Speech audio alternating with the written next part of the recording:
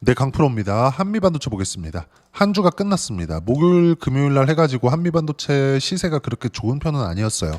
금요일 날 같은 경우에도 3%대 하락 구간이 발생을 했기 때문에 이런 부분을 감안한다면 보유하신 분들에 대한 기분이 썩 좋진 않을 것 같습니다. 그런데 다시 한번 말씀드리지만 여기 4월 9일을 기점으로 한미반도체 최악의 구간을 지나갔다. 근데 이 최악의 구간이 뭐 하이닉스와의 관계 때문인가요? 전혀 아니죠. 미증시에 대한 하락 때문이라는 거죠. 한미반도체 실적이 좋아지는 과정에서 맨 앞단에는 누가 있어요? 엔비디아가 있다. 엔비디아의 마진율은 지금도 몇 프로예요? 70%대를 유지하고 있습니다. 그러면 하이닉스의 규모 자체도 커질 수밖에 없고 이런 구조가 한미반도체까지 연결이 된다는 거죠. 그리고 참고적으로 말씀드리면 25년도 올해는 하이닉스 쪽으로 장비 발주 계획이 없었습니다. 근데 이번에 실제 계약이 일어났죠. 장비 발주가 들어왔습니다. 왜 그럴까요? 한미반도체 눈치를 보고 있다. 왜 그런 상황이 만들어졌을까요? 엔비디아의 퀄 테스트를 통과시킬 수 있는 유일한 장비는 지금은 한미반도체가 유일하다. 근데 하이닉스 측에서 한미반도체에서 가지고 있는 무언가 힘을 견제하고 있다고밖에는 보이지 않습니다. 제가 볼 땐 그래요. 당연히 경쟁을 시켜야 되니까. 근데 이건 엔비디아 측에서도 하이닉스를 바라보는 관점에서 똑같이 바라보게 될 겁니다. 무슨 얘기냐면 한미반도체가 가지고 있는 TC 본딩 장비에 대한 경쟁력 자체가 이제는 하이닉스에 국한되지 않을 수 있다. 그리고 이건 엔비디아도 바라는 바다. 자, 생각해 보세요. 하이닉스가 지금 어떻게 하고 있죠? 엔비디아를 거의 뭐 휘어잡듯이 하고 있죠. 왜? 엔비디아에서는 지금 조금 속된 표현으로 돈을 빨아야 됩니다. 어디서? 엔비디아한테. 왜? 물 들어올 때 노를 저어야 되니까. 그러면 하이닉스가 속된 표현 계속 써서 죄송하지만 돈을 빨기 위해서는 한미반도체의 TC 본딩 장비가 필요합니다. 왜? 한미반도체의 TC 본딩 장비로 만들었을 때 엔비디아 퀄 테스트를 통과할 수 있는 HBM이 나오니까. 왜 이렇게 보셔야 되냐면 하이닉스 단독으로 지금 엔비디아 쪽에서 고사양 칩셋에 다 들어갑니다. HBM이. 마이크론에서도 만들고 있거든요. 근데 마이크론은 실적 자체가 그렇게 하이닉스만큼 폭발적으로 좋아지지 않아요. 이건 또 왜 그럴까요?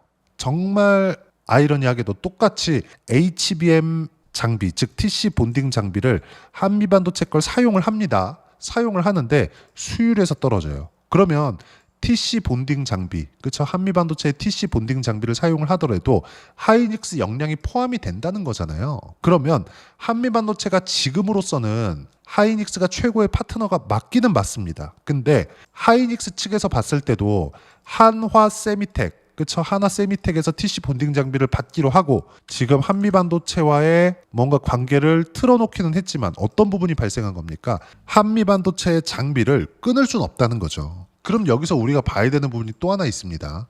올해 그쵸 25년도에 한미반도체 발주 계획이 없었습니다. 그런데도 불구하고 왜 굳이 받았을까요? 일단 제가 실제 주담 통화 내용입니다.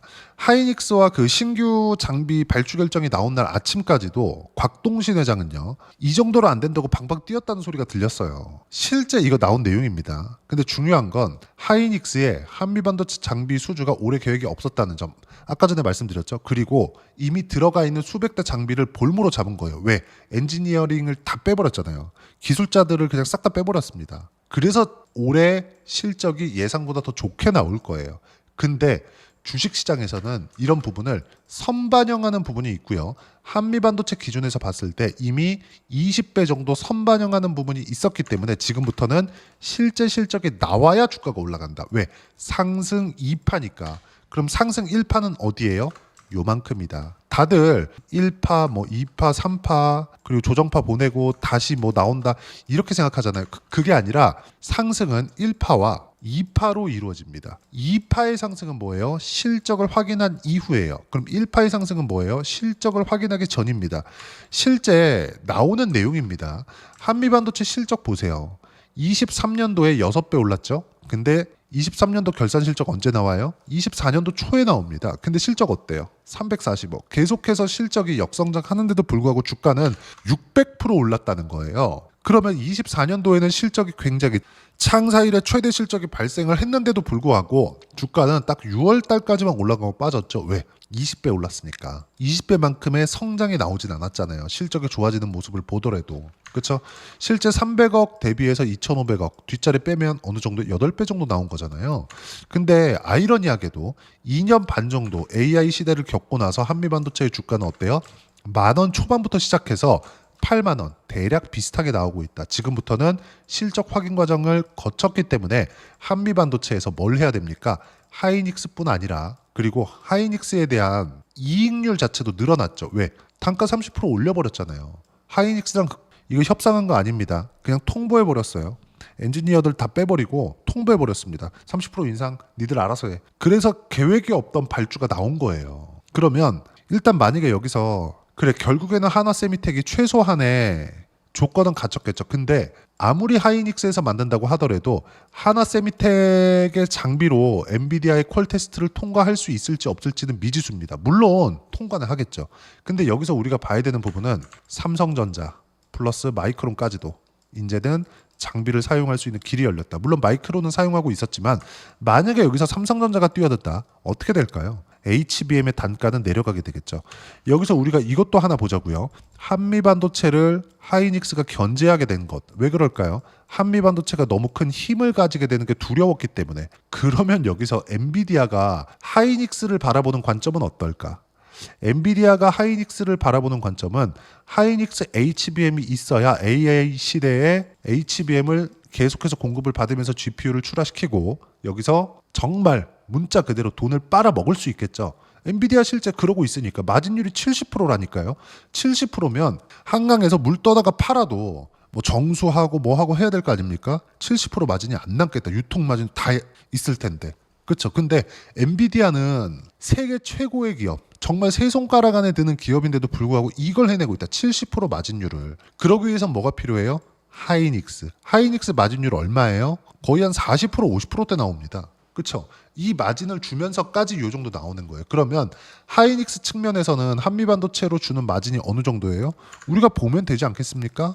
여기 AI 시대 전에 30%대 그리고 상황이 안 좋을 때 20%대까지 떨어졌죠. 그리고 AI 시대가 진행되고 나서 사상 최대 실적을 냈을 때 45%, 24년도입니다. 그리고 25년 예상치 어때요? 50%가 넘어가요. 이 정도 마진을 주면서 엔비디아는 70% 마진을 챙겨가고 있는 거예요. 엔비디아에서 이걸 놓칠 수 있을까요? 근데 여기서 만약에 삼성전자가 뛰어들어서 그쵸? 삼성전자가 한미반도체 장비를 받아가지고 생산량을 늘려요. 이렇게 됐을 때 어떻게 될까요? 엔비디아는 좋아하겠죠. 그쵸? 너무 당연한 거 아닙니까? 그렇죠. 근데 여기서 실적을 확인해야 되는 과정이 필요했는데 그 과정이 끝났다 이제는. 그리고 여기 5만 원대 최악의 구간을 만났을 때는 하이닉스와의 뭐 관계가 틀어졌다, 독점적인 지위가 끝났다 이런 내용 때문이 아니라 미증시에 대한 하락 부분 때문에 이런 부분들이 나왔다는 거죠. 그리고 우리가 여기서 이 부분을 하나 생각해야 되는데 정치적인 불확실성이 작년부터 해가지고 계속해서 있어 왔죠.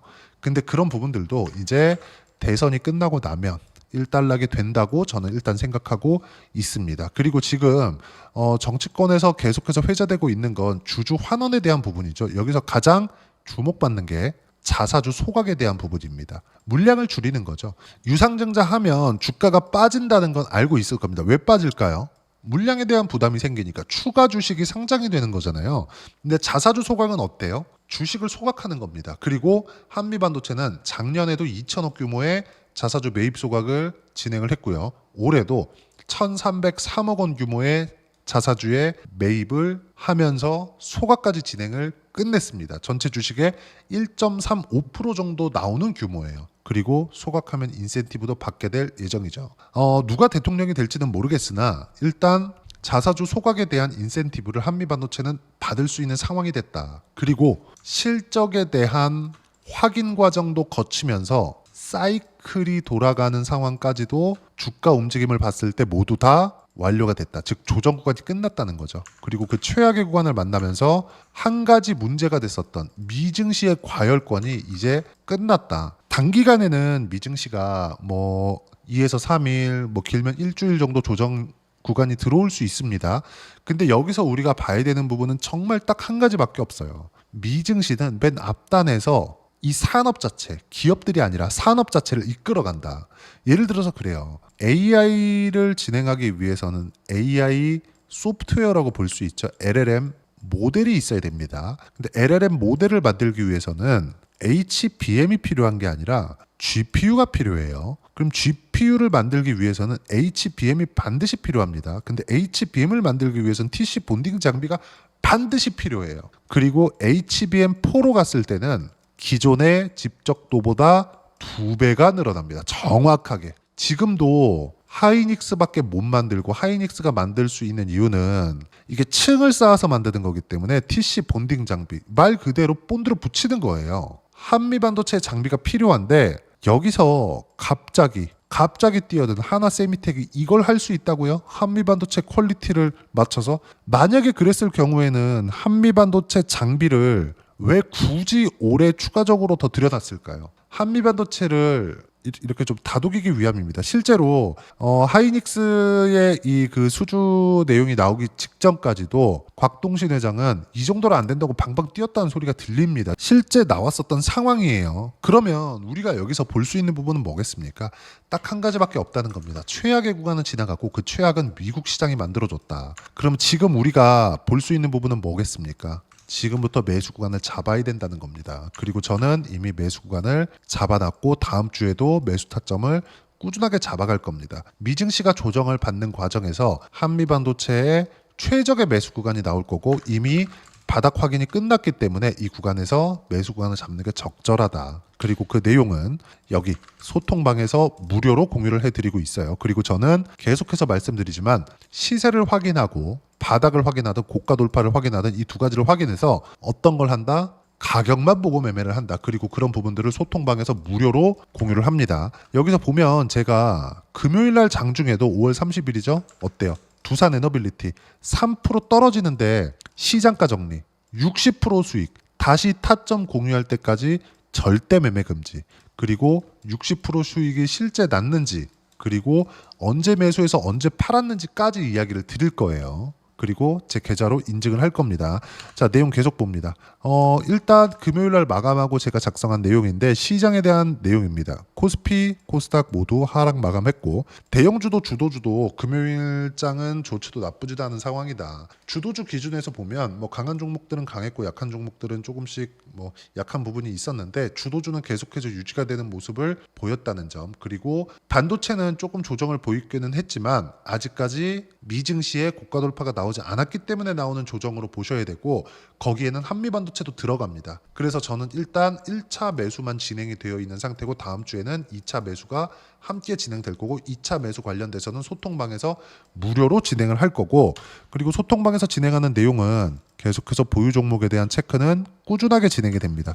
자, 내용 보시면 두산 에너빌리티 원전 60% 수익 매도 여기서 위에 있죠. 주도 섹터도 제가 매일매일 체크를 합니다. 원전, 조선, 방산, 바이오 플러스 반도체 이 5개 안에서만 매매를 하는데 수단배가 돌아가기 때문에 시세에 맞춰서 매매를 해야 되고 보유 종목 기준에서 계속해서 이야기를 하는 겁니다. 그쵸? 60% 수익, 하나 시스템 18% 수익 이런 것들 전부 다 보유해라 팔아라 이야기를 다 드리고 있고 모두 무료로 진행하고 있으니까 구독과 좋아요 눌러주시고 댓글 하나씩 달아주시면 무료 입장 가능하고요. 돈 안 받습니다. 이 채널 성장을 위해서 하는 거니까 구독과 좋아요만 눌러주시면 무료 입장 가능합니다. 그리고 입장 링크는 여기 010-8713-1916으로 구독이라고 문자 보내주시면 소통방 입장 링크 순차적으로 공유를 해드리도록 하겠습니다. 자, 그러면 소통방에서 진행하는 내용을 그대로 매매를 했을 때 어느 정도까지 수익 구간을 만들어낼 수 있는지 그 부분은요. 자, 두산 에너빌리티 한번 볼게요. 신고가 구간에서만 매매를 했죠. 싸게 사지 않는다는 겁니다. 그런 결과 어때요? 60%, 66% 그쵸? 분할 매도가 되었기 때문입니다. 아직 물량이 좀 남았어요. 근데 소통방에서는 60% 정도 수익이 났으면 충분히 수익이 난 것이기 때문에 일단 전체 매도 신호를 드렸습니다. 이거 말고도 저는 물량이 좀 남아 있어요. 총 보유 물량은 30% 정도 남아 있고 지금 매도를 했을 때 뭐 한 7에서 80% 정도까지 추가적으로 상승세가 나올 수 있다고 생각을 합니다. 근데 여기서부터는 미증시의 조정 구간, 그쵸? 뭐 짧으면 2에서 3일, 길면 일주일 정도 구간을 지나고 나서 그리고 두산 에너빌리티 같은 경우에도 아무리 앞으로 미래 전망이 좋다고 하더라도 어떤 부분이 발생해요? 매물 소화 과정, 조정을 받고 가야 되기 때문에 이야기를 드린 겁니다. 그리고 이 내용 모두 다 소통방에서 무료로 공유를 합니다. 자, 그리고 내용 보시면 한미반도체 같은 경우에도 내용 보시면 어때요? 가격 확인 이후에 매매한 결과 계속해서 그쵸 등락 구간을 만들어내고 있고 한 3% 정도 수익 구간 그쵸. 그리고 마지막 물량은 지금 보유하고 있는 상황이고 다음 주부터는 매수 구간을 다시 잡습니다. 하나만 더 보겠습니다. 가격 확인 이후에 매수를 하는 걸 보셔야 돼요. ABL 바이오. 자, 내용 보시면 어때요? 신고가 이후에 매수해서 매도한 결과 70%대 수익 구간. 이런 상황이 나온다는 거죠. 주식시장은 철저하게 가격 위주로 진행이 되고 가격 위주로 매매 구간을 잡았을 때 70%까지 수익이 늘어날 수 있다. 그리고 그런 부분들은 소통방에서 무료로 공유를 해드리고 있으니까 구독과 좋아요 눌러주시고 댓글 하나씩 달아주시면 무료 입장 가능하고요. 입장 링크는 여기 010-8713-1916으로 구독이라고 문자 보내주시면 소통방 입장 링크 순차적으로 공유를 해드리도록 하겠습니다. 자, 그러면 이렇게 70%씩 두 자릿수 이상의 수익을 만들어내기 위해서는 어떤 상황을 만들어서 매매 구간을 잡아야 되는지 그 이론적인 부분은 여기 한미반도체 단기 보유 전략, 단기는 2주입니다. 2주 동안 내가 어떻게 수익 구간 만들 것인지 그 부분이고, 그러기 위해서는 가격에 대한 부분 중요하고요. 가격에 대한 이해가 되었을 때 주도주, 신고가 두 가지 내용에 대한 이해가 될 텐데 이 두 가지 내용 모두 무료로 공유를 해드리도록 할 테니까 구독과 좋아요 눌러주시고요. 여기 010-8713-1916으로 한미반도체라고 문자 보내주시면 단기 가격 전략 함께 공유해드리도록 하겠습니다. 자, 정말 어려운 시장이 지나가고 있습니다. 미증시가 오를만 하면 떨어지고, 그리고 이제 좀 조정받겠지 하면 더 올라버리고, 이런 상황이 지속되는데 항상 주도주는 같다. 그래서 제가 소통방에서 진행하는 내용도 주도 섹터에 대한 부분은 매일매일 체크를 하는 이유가 그것 때문입니다.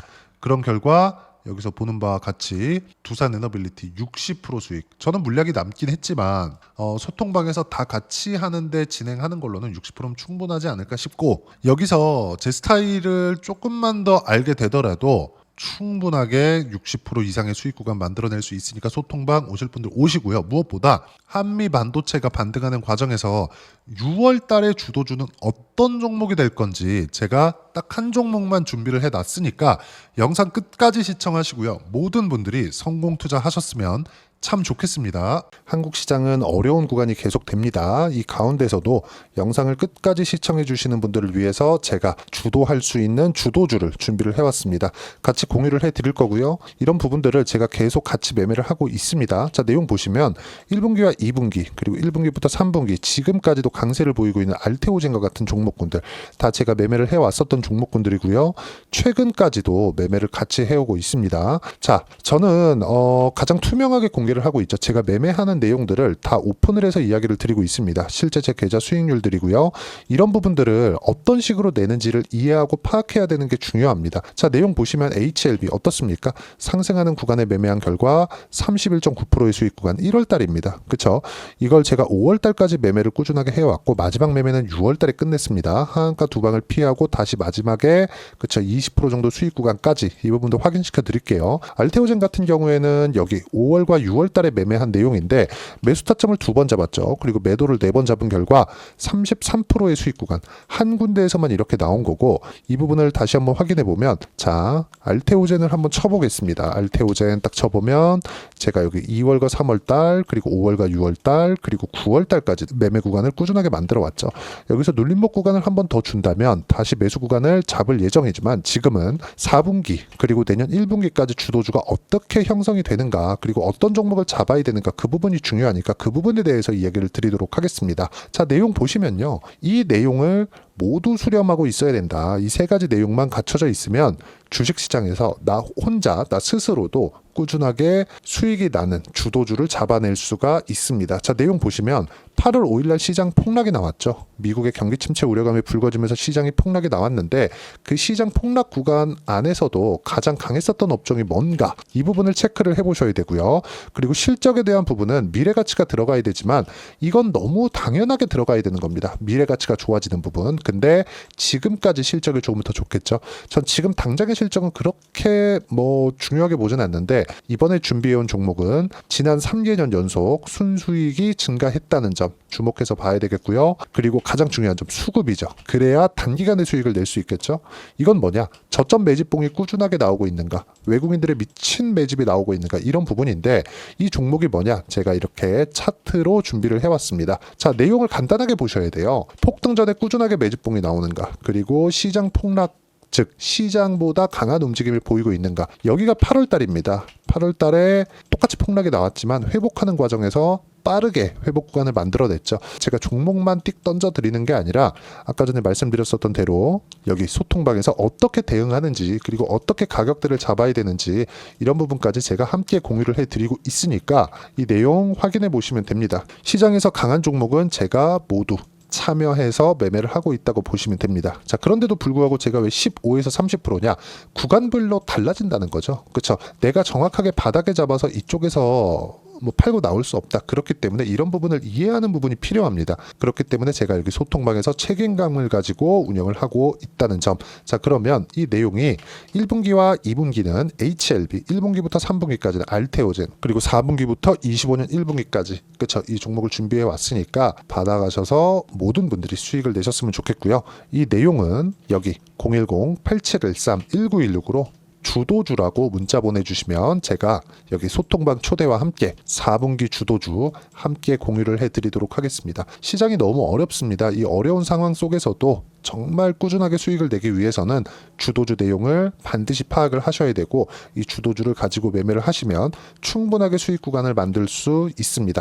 뭐 허황되게 50%, 뭐 100% 이런 식으로 이야기 드리지 않습니다. 그리고 이 내용을 꾸준하게 내가 실현시켜 갈 수 있는가 이런 부분이 너무 중요합니다. 이 내용에 대해서도 제가 소통방에서도 이야기를 드리겠지만 이 종목 딱 받아가셔서 한번 경험해 보시면 완벽하게 주도주 매매만 하실 수 있을 거니까 이 내용 010-8713-1916으로 주도주라고 문자 보내주시면 제가 소통방 초대와 함께 주도주를 확인시켜 드리도록 하겠습니다. 타점이나 그런 부분까지 함께 제가 공유를 해 드릴 테니까 받아가셔서 충분한 수익 내셨으면 좋겠습니다.